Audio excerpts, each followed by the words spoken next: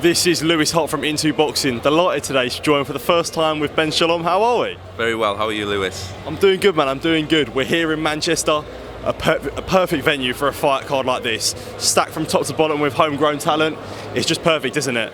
Yeah, it's great to be able to get our fighters to the point now where they're in in competitive fights and in fights where hopefully their career goes to another level. Whether it's Vidal, whether it's Brad, whether it's Fraser, whether it's even Tasha. These are serious fights for them, career-defining fights for Tasha, but also big breakthrough fights for Fraser and Vidal and Brad. It's a great card from top to bottom. Really looking forward to it. Some great domestic fights. I mean, Boxer and you have put on some brilliant domestic fights this year, from Shaq Peters to Dan Aziz to Casey Benjamin to Dalton Smith. You know, I could list off loads. What is it about British title fights and English title fights that are so enticing that they add so much to a card?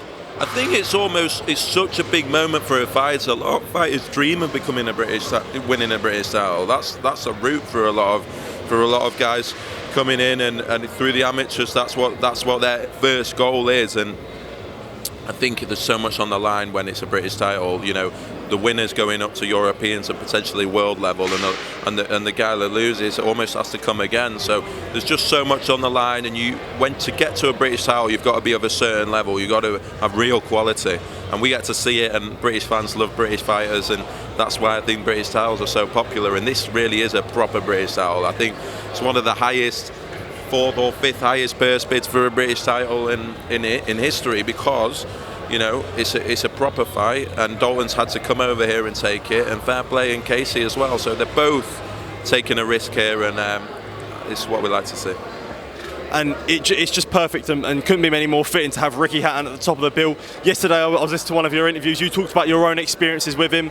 It must be so special to be on the same night as him when you're from around here. You know what it's like growing up with him. And you talked about when you first wanted to get as a promoter, you had the conversation with him. That just makes it extra special, doesn't it? Yeah, it does. I think Ricky's a hero to a lot of boxing fans, and to see him, I've just seen him weigh in. The shape he's in is ridiculous. It's almost a bit weird. It's like watching a Ricky Hatton of old. It's great to see he's doing it for a right cause.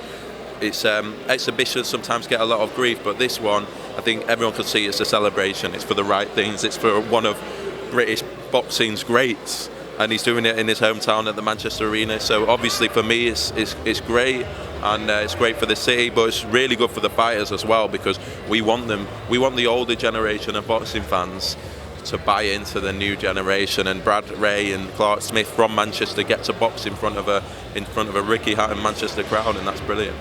Definitely. Moving on, yesterday you confirmed that Liam Smith versus Chris Eubank Jr. for next year, a massive fight. I'm sure when Liam Smith first moved over to the platform to Sky, this was the fight he's wanted. How good does it feel to potentially be delivering that fight for him? I think it's a great fight. It's a great fight for both fighters. I think everyone wants to see Chris in the big fights. His popularity has never been bigger. I think it's a better fight than what was previous. What the previous one he was going into is. It's a real fight, and I think Liam Smith, for him, again, he's done so much in his career. He's almost having an Indian summer, so to speak, because he's just been so good the past 12 to 18 months. I think a lot of people believe that it could be Liam Smith's night when it does happen, but that's what we want to see, and both of fighters, credit to them, because I believe it's a 50-50 fight, and I think a lot of boxing fans do as well. Definitely, I think it's definitely one for the fans. And then moving on, just to finish off, Jack Catterall versus Josh Taylor. That's potentially in the works for February. Can I ask, why did this take so long to sort of make? And was it a real frustration to try and get this over the line? I know Josh Taylor got married, but was it a bit of a frustration to get this over the line? It was. I mean, we wanted to do it this year.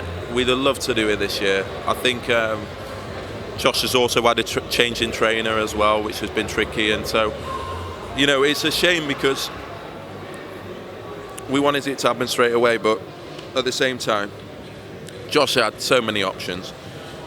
He didn't need to do this, and he's done it because he's a fighter, he's a winner, and he wants to prove he is the better fighter, and right is wrong. But obviously this is the fight that Jack Catterall wanted. It's frustratingly been a lot going on with Josh, and then change of trainer, but at least we're going to get it, and I think when we do get it, when it does come around, it's going to be a massive fight. Well, Ben, thank you for your time. I really appreciate it, mate. Thank you, and all the best.